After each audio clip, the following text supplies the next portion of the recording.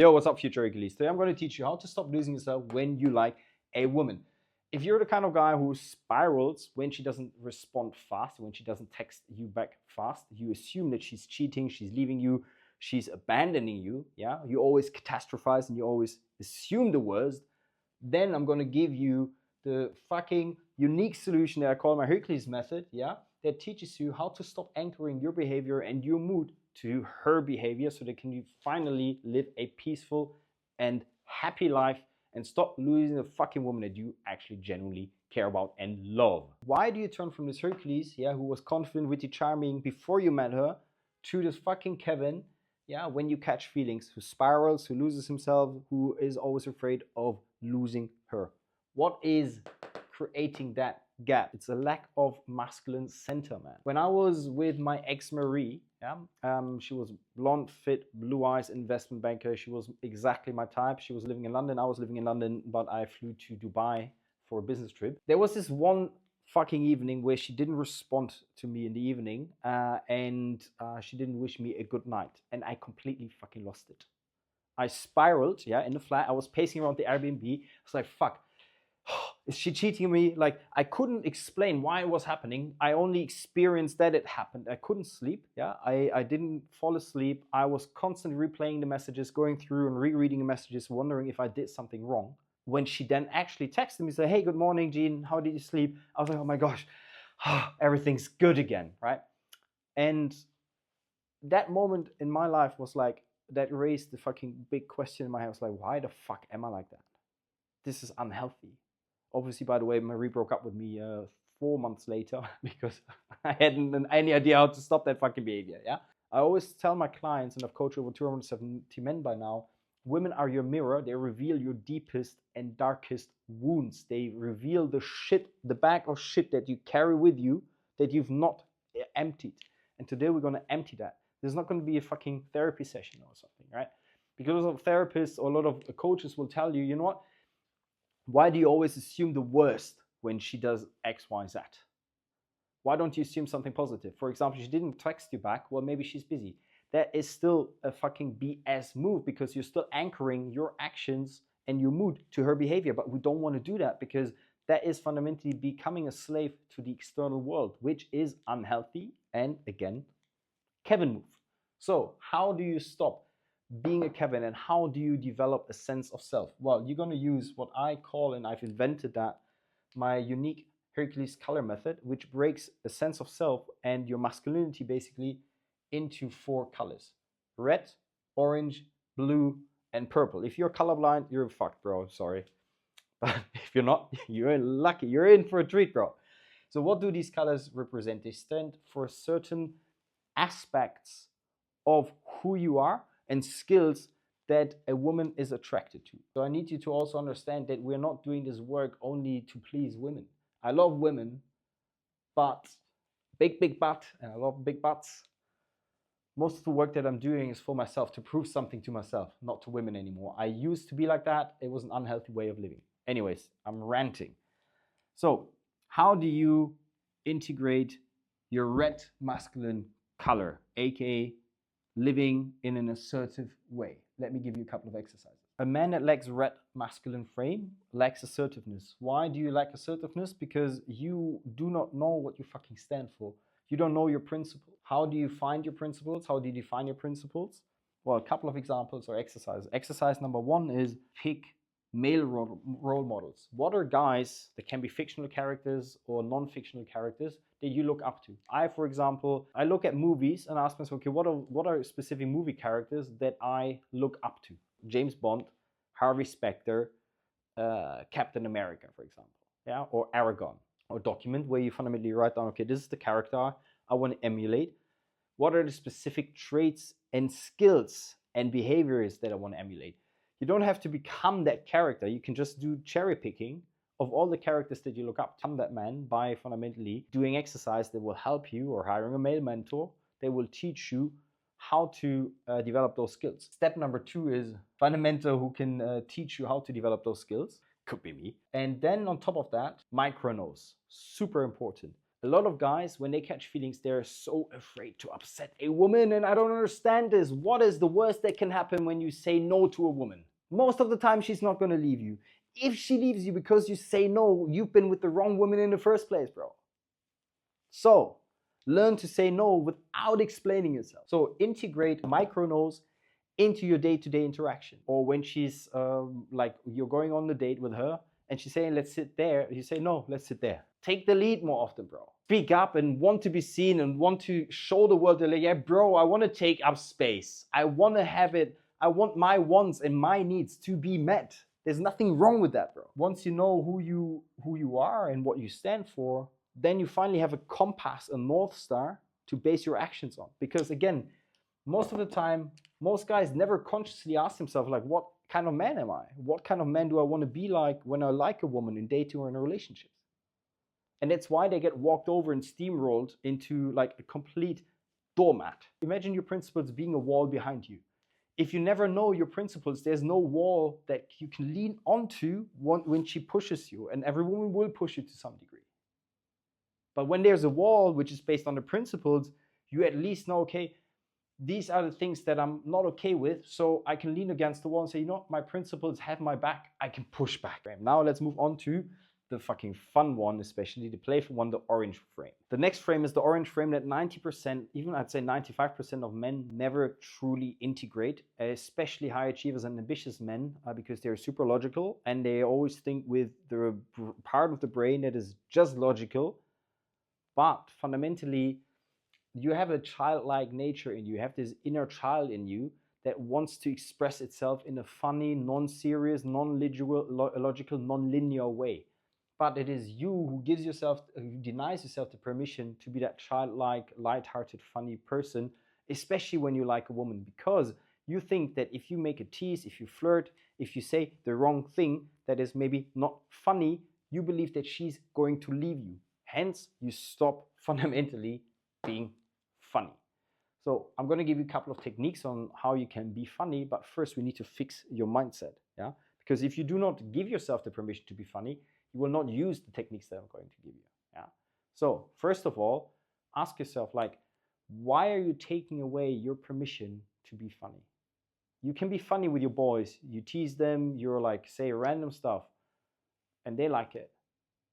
People in general, people who like you do not really like have romantic feelings for, also women you might not care about, you can easily tease and flirt with them, right? Why can you not do it with a woman that you love? Why do you deny yourself that permission? It's a fundamental question about how you view yourself and how you view the world. How can you think so poorly of yourself that you deny the woman that you love so much the gift, the unique gift to experience who you truly are? That funny, witty guy. Now, if you think that you're like too logical for this kind of stuff, then you got to ask yourself, like, why? Why do you only want to be logical? Have you ever met a woman that is attracted to like an overly serious and logical guy? No. Women need emotions. You do not create emotions with facts. Let me give you an analogy. Which movie would you prefer to watch? Mission Impossible or fucking documentary about penguins? I love penguins, but I would never fucking watch a documentary about penguins. Maybe for 2 minutes, and I would like zone out because it's like a flat, linear documentary about facts about penguins. But Mission Impossible is up and down, up and down, up and down, full of emotions, full of curveballs. That's why I would prefer like fucking Mission Impossible. And the same with your relationships. I'm not saying that you need to create drama or need to play games. It's more so that your conversations need to be more stimulating because you give yourself the permission to do so. Let me show you how you can make conversations with the women that you love more playful. The first technique is assume attraction. Assume attraction means when instead of saying, hey, good morning, babe, Kevin, the typical boring conversation that Kevin would, or text that Kevin would send would be good morning. Hercules would say, good morning, stalker. Hope you didn't dream too much of me. What's the difference here? Well, you assume attraction. Stalker implies that she can't stop thinking of you, that she's so after you. And a woman loves reading this because it's like almost borderline cocky. But you're not like being condescending. You're just playful. and women are drawn to be playful. And once you give yourself the permission to express fully that kind of like wild side in you, that playful side, man, you're gonna feel so much freer and more liberated. You're gonna have so much more childlike like behavior in a relationship, which also makes you feel like more confident in yourself. Because again, it comes back down to giving yourself the permission to be who you truly are. Now, if you're saying, well, I'm not that funny, flirty guy yet, then why not yet? Why do you deny yourself the gift of being so funny and witty? I don't see the fucking point in living a life where you're not that kind of guy. Doesn't make any fucking sense, bro. The second technique is playful exaggeration. I love this technique because fundamentally you just take whatever she says or shares with you, and you just like make a self-amused like comment about that is slightly exaggerated, which makes it obvious that you're like teasing her. Yeah. For example, you can take any day or everyday situations. And then you like, I'm going to teach you exactly how to think in such a way that you can easily come up with playful exaggerations. So for example, if she says, well, I like spicy food, I like chili con carne. Well, you can say, well, oh, if she likes spicy food, what does this potentially say about her personality? What can I infer about that? It doesn't have to be necessarily true. That is the fun about absurd conversation. It doesn't have to be true. You can just create your own reality there. So coming back to that example, well, she likes spicy food. Maybe I can infer that she likes spicy people. What does this mean? Well, maybe she likes adventure. Maybe she likes to like a bit of, maybe she's a bit loco, right? Loca or whatever. Maybe she likes a non-mundane life. So you could say, well, it sounds like you're like always up for like some adventure, aren't you? It sounds like you're like up for like some wild things, aren't you? The next frame is the blue frame, aka the attuned frame. A lot of guys have never really like connected to themselves. They on a deeper level, they never really connected to their emotions, meaning they don't even know what they feel, or when they know what they feel, they become the emotion. So the point of integrating your blue frame is to become so emotionally attuned fundamentally that you first of all are completely aware, very introspective of what you feel. Yeah.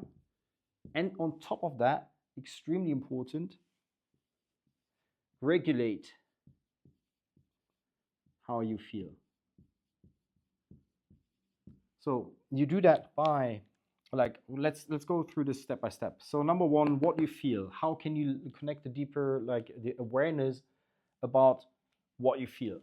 You need to identify patterns. You need to identify your triggers. For example, journaling is a great way of recognizing patterns. So journaling means that every day, daily, you write down what triggered me, why did it trigger me? Yeah, I'm sure you cannot fucking read this handwriting. I can't fucking read it myself. So what triggered me? Why did it trigger me? And why am I attached to this trigger? When did I experience this trigger for the first time in my life? That allows you to develop an understanding of your past, because who you are today is a result of who you've been over the last couple of fucking years. Your version of you is fundamentally just a sum of choices. Those choices that you're doing today are influenced by the thoughts and beliefs that you've fundamentally been equipped with your entire fucking life. Now, the beauty is when you look at beliefs and whatnot, you are basically, imagine that you're a brick wall, yeah? And each brick represents a belief. Like I am, for example, I get triggered when she doesn't respond to me fast. Why do I get triggered? Well, because I think that she's going to abandon me. Well, why do you feel like you're going to be abandoned? Because my exes abandoned me. My mom, for example, I was raised by my grandma, yeah, because my parents like gave me up for adoption. So my belief was always that if a girl doesn't do or show me the love that I expect from her, it means that she doesn't love me, that I'm going to be abandoned. So that was an old belief, yeah, an old brick. And I taught myself to fundamentally like say like if I can label something negatively, yeah, if I can label something, let's put watch here, if I can label an event as negative, like I don't know, she left me on red, that must be bad, that must be X, Y, Z. Why can I not label it as positive, saying it's good that she left me on red? Why not? because I can come up with any fucking, like, you can create the reality that you want to create by just simply relabeling events that are happening in your life.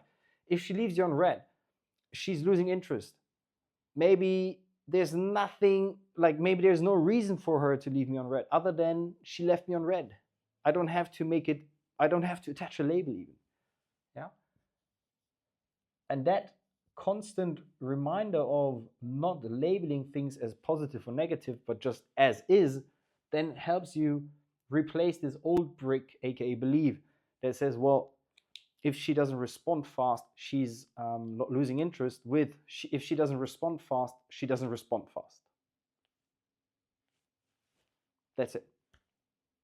It doesn't have to be more than that. So that is how you fundamentally learn about what you feel and how you replace old beliefs, and then also how you regulate yourself and how you regulate how you feel.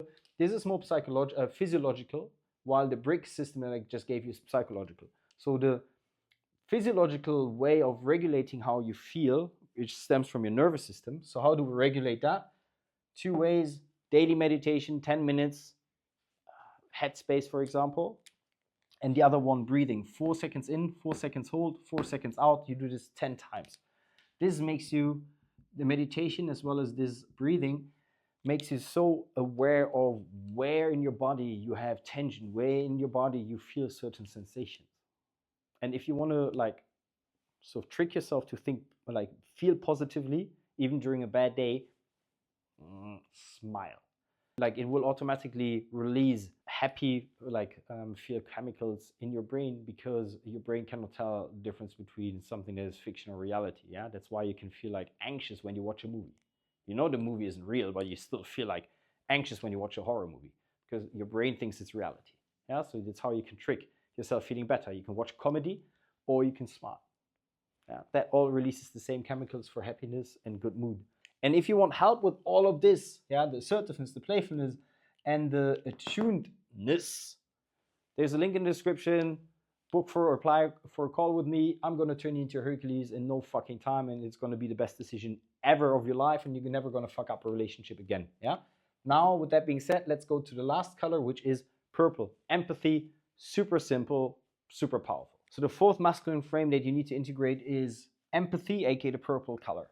Now, what the fuck does empathy actually mean? Your ability to put yourself in someone else's shoes. However, we live in a world where men are expected, and this is the new age coaching, which I really disagree with. We men are expected to hold space no matter what, yeah, for a woman. I disagree with that. I view empathy as a scale. A lot of guys are now in a position where, because they don't have a sense of self, their empathy has no boundaries, meaning it's a self-deletion, basically. No matter what a woman does, they are trying to be compassionate. They are trying to be understanding. For example, when Sandra would come home, it's like, oh yeah, my boss has dumped this project on me. It's at 8 p.m. I still have to work 2 hours. Oh my gosh, and I've had such a bad day.